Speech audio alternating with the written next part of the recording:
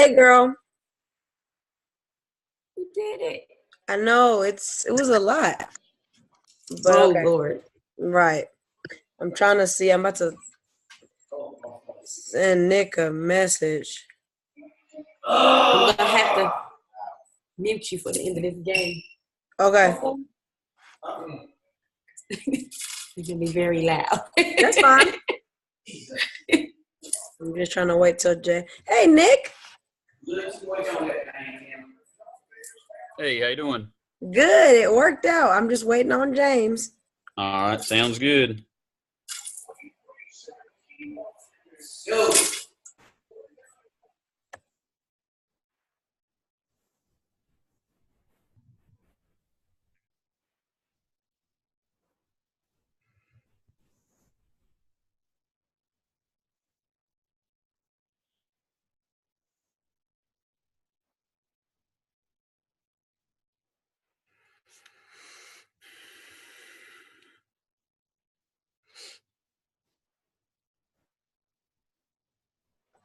I just text James to see.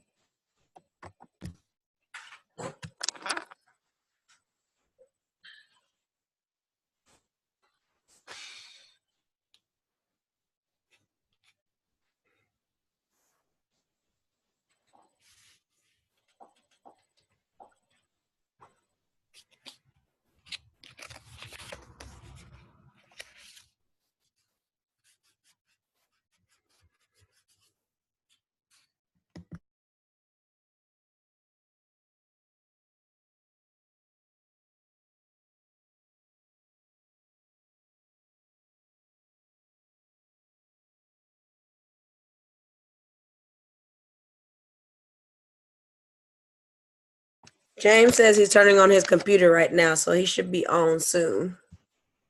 All right. Alrighty.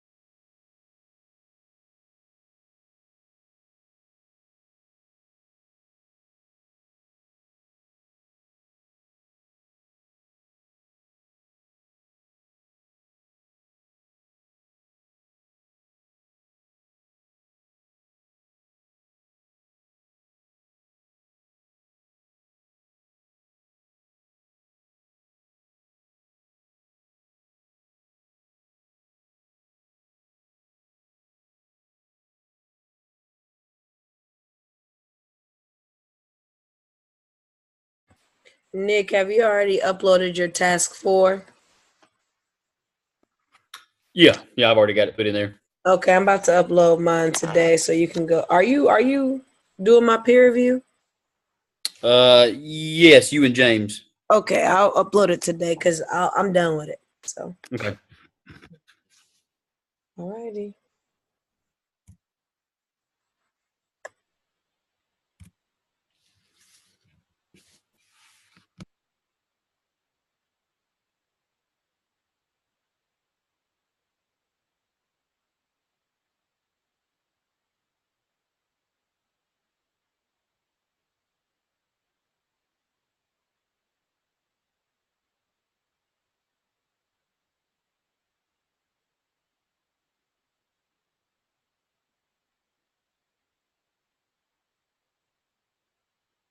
So,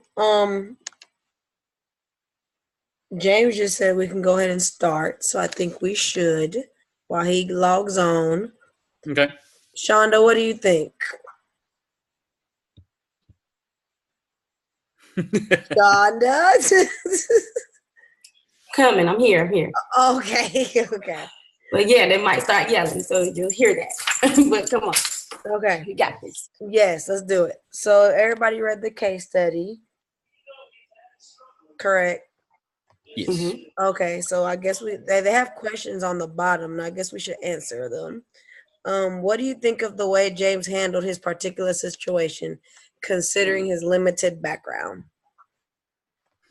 I think he handled it in a great way, especially being there. A lot of principals don't always admit when they really don't understand certain things, or when they don't, because they're really not. When they're really not, sorry, told you.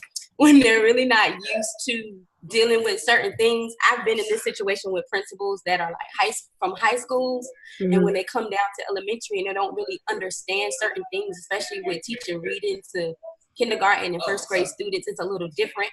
And they never want to ask for help or utilize the people that have been put in place to be able to help them. They just kind of want to just do their own thing, and it may not help the situation. So I think the way he asked the staff and allowed them to help him, I think that was great the way he handled it. Yeah. Yeah, I'll just kind of piggyback right off what you just said. Just the fact that he was willing to admit that he didn't have all the answers or the solutions to the problems, and he was willing to seek the advice of the staff and the faculty there at the school.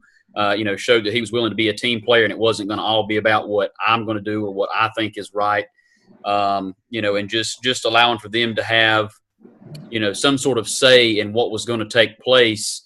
But I guess him having the ultimate decision on it, but, asking just, everybody's opinion and helping with the decision-making process as he became adjusted to his new title.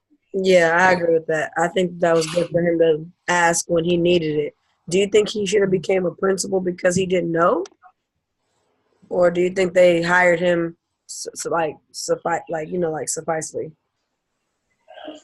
I guess like with being a principal, you'll never still really know everything. You have to learn it just like we do. We don't know.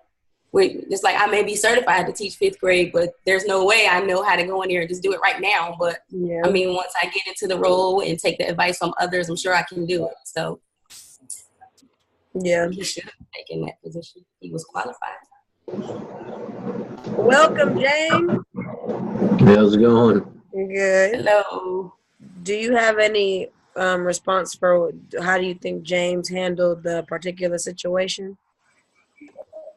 Which one, you on, number one? The first one. Mm-hmm.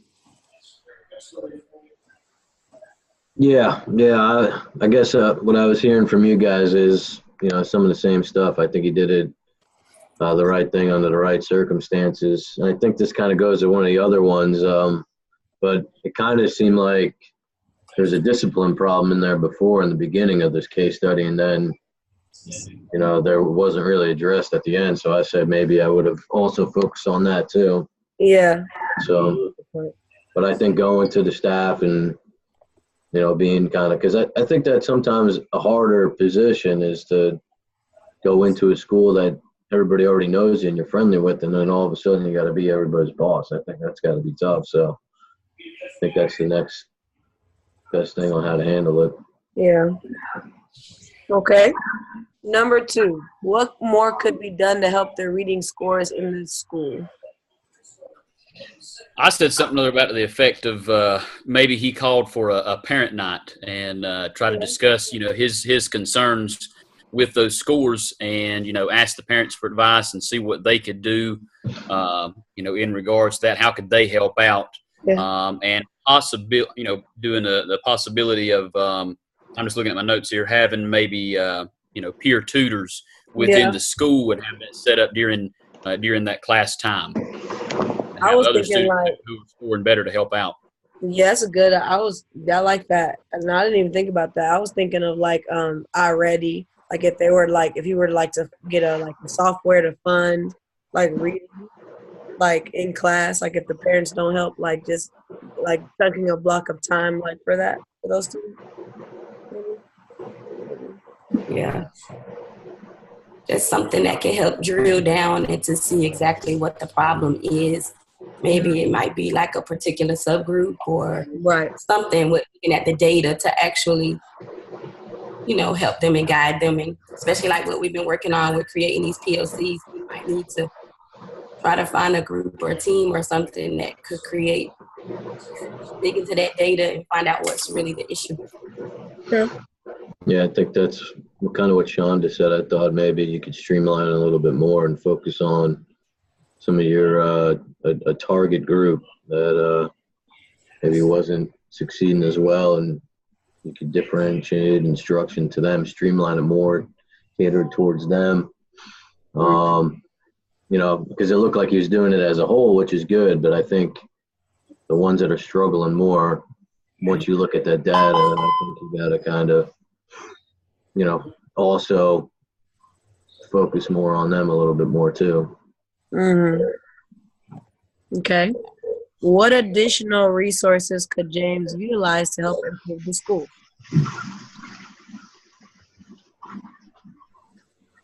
I agree with like having a discipline plan, like what you said, James, because like there was an issue with discipline. So maybe like some type of plan to put in place, like a hierarchy or detention or ISR, like just something for like teachers to be held accountable. Yeah, they didn't really tell you much with the discipline, and was it the administration before wasn't following through with some of the referrals, or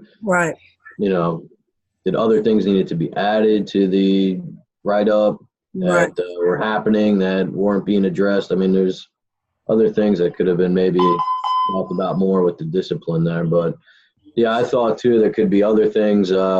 Like funny enough, like my PLC is reading across the curriculum or writing across the curriculum. Maybe that could be implemented. I know that they have Read 180 at some of the lower levels that could be helpful. And I participated when I was in Pennsylvania. They had like an after-school one on multiple days a week that went on for a few months. That got kids, and maybe that's what you do. You find which ones are struggling. Yeah. And you kind of talk to the parents, communicate with the parents, saying like this would be a great program for them. Yeah. Stay after a couple days, and they could get more reading, more writing, and maybe that's something that you do that I thought was an extra. I agree with that. I agree. Anybody else? Yeah, I was just asking how could he, or what additional resources could he utilize to help improve the school? I'd mentioned something in question 2 about, maybe calling a parent night. If we look at the behavior aspect of it, maybe, and this is what we actually do at the middle school I'm at, we have every 9 weeks, we have a reward day. So for the kids whose behavior is outstanding, grades are outstanding, they're a part of the upcoming reward day.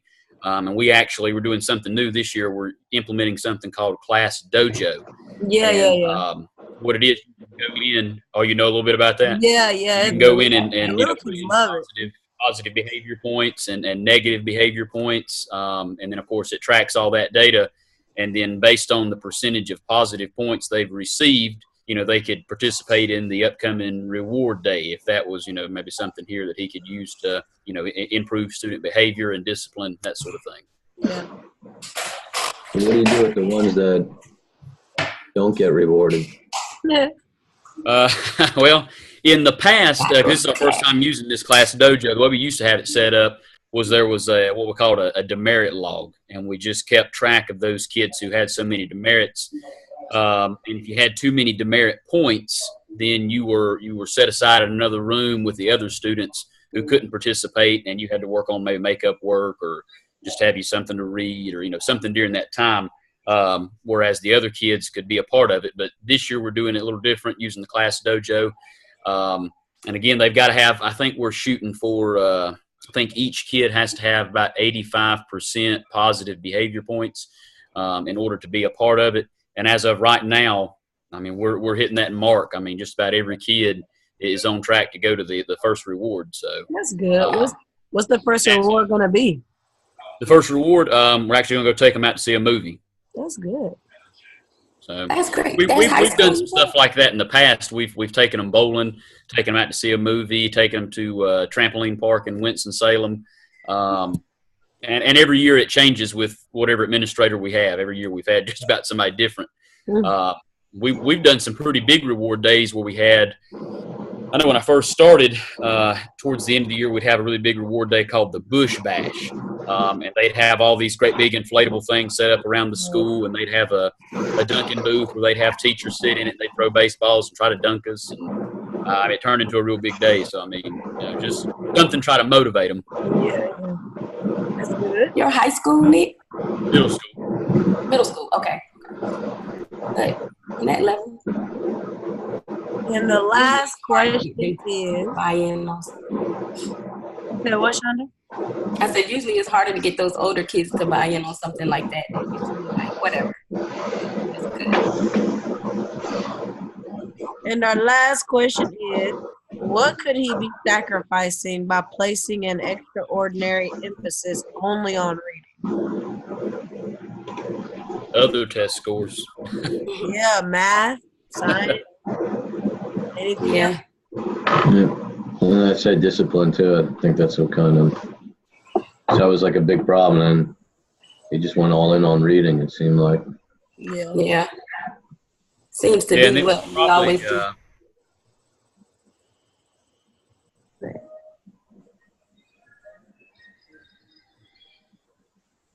You said what, Nick?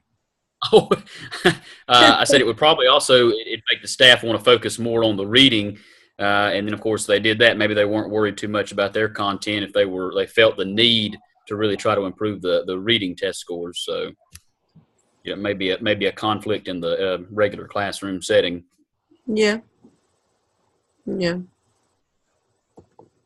Well, They should try to incorporate what James was talking about with the writing across the curriculum. Writing and reading, you can still include that within math and science and everything else too. So they may try to do it that way instead of just completely getting rid of the rest of the subjects or not really focusing on them. yeah, I agree with that. Any other comments? I think those are all the questions. It's not too bad. No, it was good. So No. when are we meeting for task 4 then? Wednesday. Yeah, Wednesday. Right after Yeah. class Wednesday? Yeah. So I'll make it for 8:30. Hopefully it'll be done by 8:30, but if not, I'll just send you another one. James, do you want me to send you the link so you could put it on the YouTube? Yeah, I could do that and then send a group email out. Yeah. Did they create a shell for these now? Yeah, it's on the case study material link, I believe it is, and just go in there and submit. Okay. Okay. All right, y'all. All right. Thank you. Sounds good. Yes. See you Wednesday. See you All Wednesday. right. All right.